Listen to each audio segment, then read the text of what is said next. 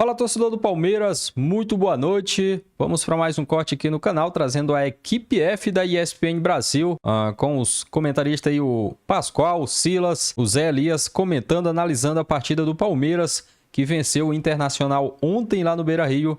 Deixe sua opinião nos comentários, deixa o like também. Quero aqui deixar crédito aos canais oficiais da ESPN no link da descrição, mas agora bora pro vídeo, galera. O Palmeiras tá recuperando os caras, hein, Zé? É a terceira partida do seu Felipe Anderson, que ele vai bem, né? Que ele é importante. Facundo ontem com uma frieza para finalizar. Mais uma boa partida do Richard Rios, ele que rouba a bola do Bernabéu lá e que serve o Facundo para o gol do Palmeiras. Enfim, tem muitos personagens aí que estavam embaixo e que estão melhorando o futebol, estão virando jogadores importantes. E as coisas vão se encaixando no Palmeiras, meio que na hora certa, que é a hora do brasileiro, é quando o bicho pega, Zé. Sim, mas eu acho que, assim... Olha o lance do Richard Rios. Ontem eu falei aqui, volto a falar, para mim é o melhor jogador do Palmeiras do meio campo. É impressionante como ele marca, ele participa do jogo, ele leva a bola, se tiver que chutar, ele chuta de longa distância.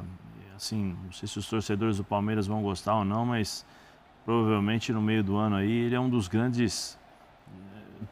das grandes possibilidades de saída. Foi uma batalha para segurar nessa última janela. O que ele está jogando assim é um jogador perfeito para qualquer time da Europa.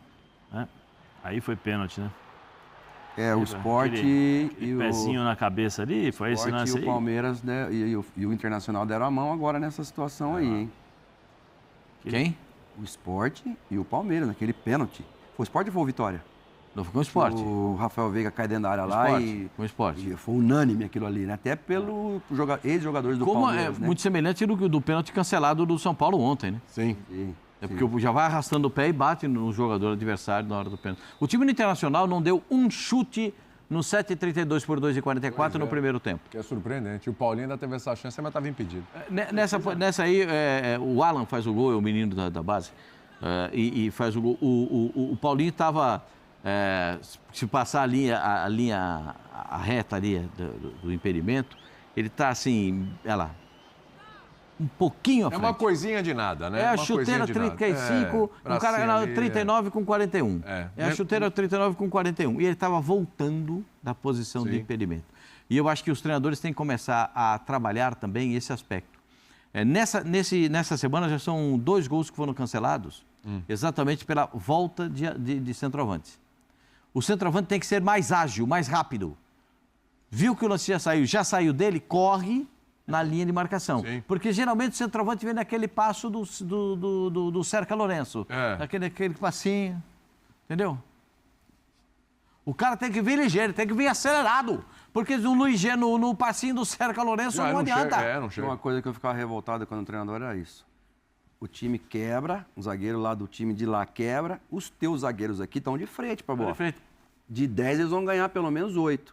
Aí a bola volta lá, o time que quebrou lá na frente, que deu o chutão, vai sair, lógico.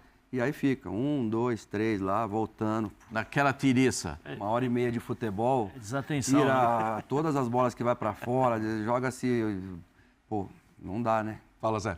É desatenção, né? Normalmente é desatenção dos atacantes, porque hoje todo mundo faz isso, né? Chutou, saiu, a defesa sai justamente para deixar a defesa no contra-ataque.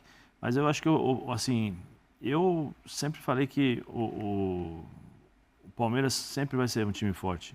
Enquanto o Abel estiver no banco, vai ser sempre um time chato para você jogar, competitivo, vai correr durante 90 minutos, o Abel vai fazer as suas trocas, tá? O Abel demorou para encontrar essa equipe, né? E a final do Campeonato Paulista ajudou o Abel a encontrar essa forma de jogar. 3 zagueiros, o Felipe, a posição do Felipe ali aberta pelo lado direito, perde a bola, todo mundo recua, fecha, faz as linhas de marcação ali, põe o Estevão e o Vitor Roque lá na frente para puxar contra-ataque, aí o Facundo volta também para ajudar pelo lado esquerdo, ou seja, uma compactação. Ontem o Pascoal falou, né? O time do Inter não conseguiu chutar. Sim. Você pega a entrevista do Roger, ele fala, nós conseguimos fazer essa bola chegar no meio-campo até nas entrelinhas, só que não conseguimos furar a defesa do Palmeiras. Posicionamento. E um jogador, por mais que eu acho, na minha opinião, ele não é mais o mesmo. Ele não é mais o mesmo. Mas a presença dele é fundamental para essa defesa do Palmeiras, o Gustavo Gomes. A bola sai dele do gol. Ele não é mais o mesmo. Não é mais o Gustavo Gomes dos primeiros anos e é natural. Você tem mas ele está voltando de lesão também. Ele vai levar um certo tempo para se recuperar. Mas mesmo com lesão, o ano passado, ele não é mais o... por exemplo, agora não. Agora ele está na posição que eu acho que é a perfeita para ele, é ideal. Centralizado, esperando, fazendo a leitura das jogadas, e aí ele vem na sobra. Vem na sobra, ele limpa, ele rouba, ele participa, ele organiza a defesa, porque o tempo todo ele está orientando, ele está falando. Assim, para o Palmeiras, a volta desse jogador é importantíssima. Uma coisa curiosa sobre o Palmeiras, né? Não que seja descartável, não que não seja nada disso, pelo amor de Deus, mas alguém está sentindo falta do Veiga? Não, porque o Felipe Anderson está correspondendo. Ele está jogando exatamente na função do Veiga. Impressionante. Do meia ponta pela direita para fazer a ultrapassagem do Mas até 3 semanas, a preocupação era o Veiga não está bem, mas quem pode jogar ali, mas também não tem opção ali, porque o Felipe Anderson também não está bem. Ih, está complicado. Não, mas tem mais gente que joga nessa função. Sei que tem mais gente que joga ali, mas, por exemplo, Maurício, por exemplo. Maurício está voltando, entrou mais um pouco ontem. Mas não temos o Maurício também, porque ainda não tinha o Maurício na época. Não tem o Maurício também, pô, mas como é que vai fazer? Machucado. De repente... Mas eu acho que nem o Maurício nem o Veiga consegue fazer essa função, porque o Felipe joga... Meia ponta. E ele bota o Estevão ali. por dentro. E o Estevão vai por dentro. E o Estevão obriga a vir o Estevão por dentro. Aí o Estevão, como tem o drible fácil e tem a velocidade do arranque, ele não vai dar o arranque em cima do lateral, ele dá o arranque em cima do zagueiro, que geralmente é mais lento. Né? Mas pode acontecer o que você falou, Pascoal. Agora, com a saída do Veiga, talvez o Felipe Anderson agora, não que ele quisesse isso, obviamente que não, mas ele fica um pouco mais assim, relaxado, porque agora ele vai ter jogos. O Abel vai dar minutagem para ele. Já que achou uma facilidade ali por dentro para o Estevão, ele vai poder jogar e o lado direito vai estar protegido. Com ele, com o Jai ou com quem quer que seja ali do lado direito. Mas esse jogador, Felipe Anderson, ele precisava entrar nesse circuito. E não só ele. O Vitor Roque, tudo bem, não fez os gols que o Palmeiras espera que ele faça, mas ele está jogando pra caramba já. E a volta, né, do Paulinho. A volta não, a chegada do Paulinho. Paulinho chegada, na verdade. Não é a volta, é a chegada, né? 2 finais, entrou contra o Corinthians e entrou no final do jogo também ontem. O Palmeiras fez... E nos dois teve chance cara a cara. O primeiro tempo do Palmeiras foi, para mim, o melhor primeiro tempo do ano. Contra o Corinthians? No jogo total, o jogo do Palmeiras foi melhor contra o Corinthians. Sim. Mas o primeiro tempo contra o Internacional, para mim, foi melhor. O Palmeiras voltou a ser um time confiável? Porque estava com a pulga atrás da orelha. O Palmeiras voltou a ser um time impositivo. É diferente. É diferente. O Palmeiras sabe o que quer... O Zé falou, foi muito feliz que ele falou. O Palmeiras sabe o que quer dentro de campo. É time chato. É time ranheta. É duro de ganhar do Palmeiras. Quando a gente fala, o Palmeiras jogou mal, empatou. Tá lembrado dessa fase? Sim.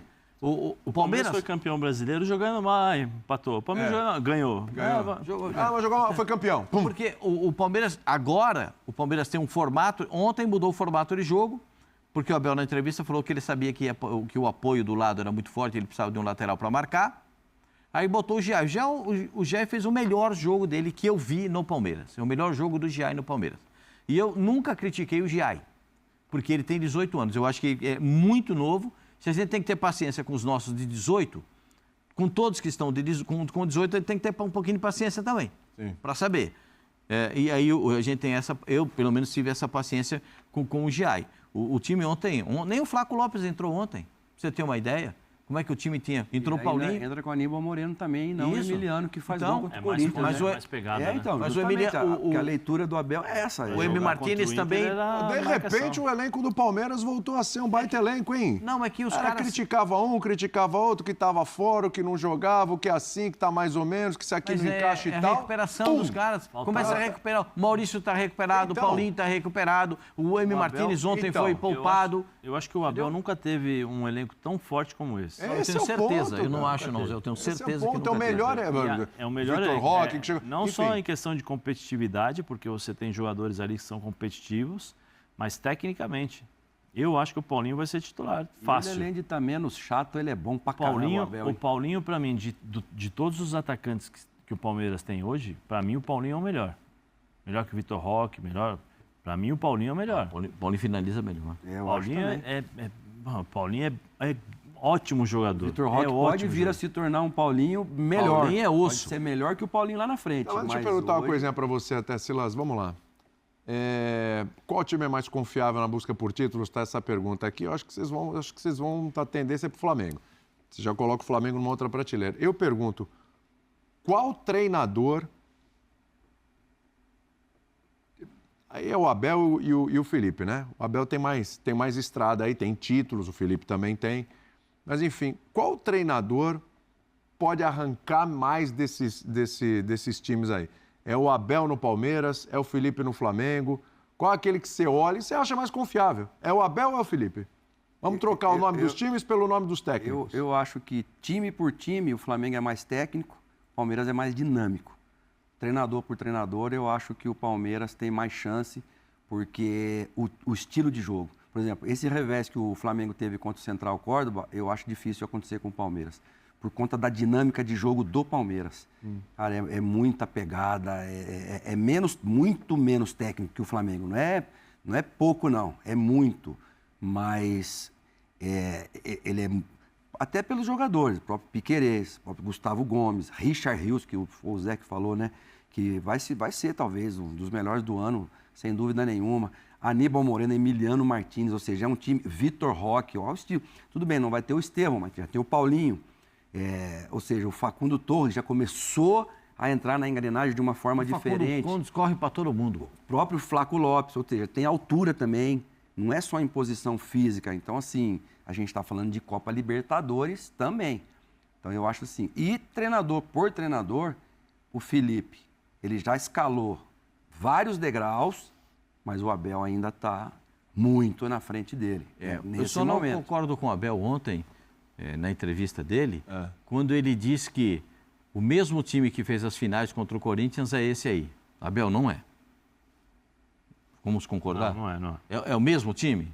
Não. O formato de jogo é igual? Não. O time competiu tanto quanto competiu nessas últimas partidas. Contra o próprio Corinthians e contra o Internacional. Se tivesse jogado assim, provavelmente... Se tivesse competido... O Palmeiras já sido campeão paulista. Se tivesse competido da mesma forma, para mim, eu acredito que poderia... Eu não sei porque o futebol não tem verdade linear, mas poderia ter mudado a história do Campeonato Paulista.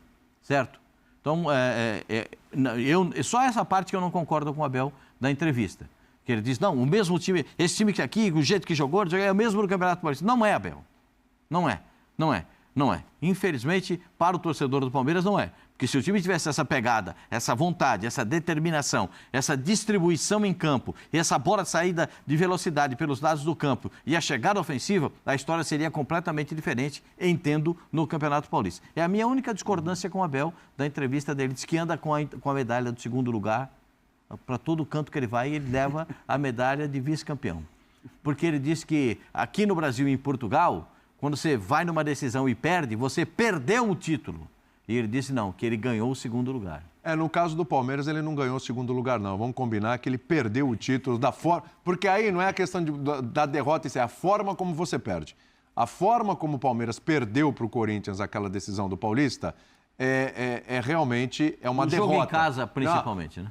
O jogo em casa, principalmente. Então, assim, a forma como foi leva a gente a entender que o Palmeiras perdeu o título.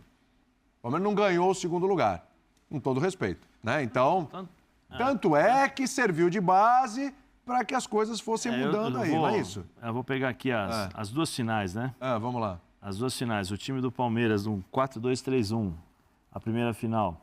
Foi 1-0 para o Corinthians. O Everton, Marcos Rocha, Murilo, Micael e Piquerez. Richard Rios, Martinez, aí Estevão Veiga, Facundo Torres e Vitor Roque. Essa foi a primeira final, 4-2-3-1, com algumas mudanças táticas que existe. O Marcos Rocha saiu, entrou o Mike. Aí o segundo jogo já contra o Corinthians. Aí 3 zagueiros, Murilo, Micael e Piquerez. Aí você tem Facundo Torres, Veiga, Martinez, Aníbal Moreno, Mike, Estevão e Vitor Roque, ou seja... O sistema tático também mudou, os jogadores... Ele pode dizer o seguinte, são os mesmos jogadores, mas o sistema tático é diferente, a pancada que eles tomaram... A postura foi diferente também. A postura diferente e o título que perderam para o Corinthians ensinou que precisava competir mais. Exatamente. Agora, vamos lá, a gente vive discutindo isso aqui, acho que a gente vai ficar o Campeonato Brasileiro inteiro discutindo isso aqui. O Palmeiras hoje, desse jeito que está, é pau a pau com o Flamengo no campeonato? Sim. Distância, pontos corridos e tal. Hoje é pau a pau com o Flamengo? Ou ainda tem aquela coisinha do Pascoalzito, não, porque ela é mais e tal. O elenco do Flamengo, ele é incomparável. Ok, eu concordo contigo. Incomparável! Eu concordo contigo. Me ajuda. É incomparável. Mas o trabalho? Eu acho que assim, você vai ter vitórias como a do Flamengo ontem por 6-0, que são vitórias robustas, assim, que enchem os olhos dos torcedores, de nós da imprensa, pela qualidade de jogo, dos jogadores e tal. E você vai ter uma vitória importante como a do Palmeiras ontem. Eu acho que mostra exatamente a diferença das duas equipes. O Silas foi feliz nos exemplos, né? Você tem a competitividade do Palmeiras, o dinamismo, a pegada, a marcação, um time europeu. E você tem o Flamengo, um time europeu com uma qualidade brasileira. Porque o Felipe exige dos jogadores a marcação forte, a pegada, a intensidade o tempo todo. Então você tem um pouquinho mais de qualidade e plástica, vamos dizer assim, no Flamengo, mas a competitividade e aquela coisa, você fala, que time chato de jogar, assim, que é o Palmeiras. Então você vai... E o enfrentamento dos dois. Nós vimos, você vê, o Palmeiras vinha oscilando, o Abel tentando achar o time e tal. Ele roda, ele fez igual ele fez o ano passado. Ele rodou o time inteiro no Campeonato Paulista, coloca todo mundo, põe todo mundo para jogar e depois ele vai fazendo o funil. E aí, como eu falei, acho que as duas finais contra o Corinthians, encontrei o time, entendi o que eu preciso fazer. Moralmente, dentro de um vestiário, você perder para um rival da forma como foi, mexe com o brilho dos jogadores, a cobrança da torcida, a rivalidade, e aí você tem esse time chato para jogar. E do lado do Flamengo, você tem um treinador que é jovem, mas que, como diria o Vanderlei Luxemburgo, está apontado para o Shell o tempo todo. É um cara, né, que exige e concentrado. Eu sou fã do Felipe desde a primeira entrevista que ele deu. Eu acho, a única coisa que eu acho, o Pascoal pode falar um pouquinho mais de propriedade em relação a isso, mas dentro da experiência que tem dentro do futebol, que eu tenho, o Silas também e tal, eu acho que ele se cobra muito. Nas entrevistas ele se cobra muito, ele mesmo fala que eu cobro assim, eu fico esperando assim. Eu acho que isso pode fazer mal para ele mais tarde, em termos de saúde, né? Em termos de saúde, porque não é nenhuma, isso aí é ruim. Você tem que ter um limite, né? Um limite para você sofrer até onde você pode. Depois começa a te fazer mal. E isso eu acho que tem que levar um pouquinho em consideração. Mas talvez seja isso que dessa forma, o tempo todo pilhado, estudando, pressionando os jogadores, sério, exigindo, né? E aí ele consegue tirar do Flamengo um poder de concentração, de intensidade que talvez outro treinador não conseguiria.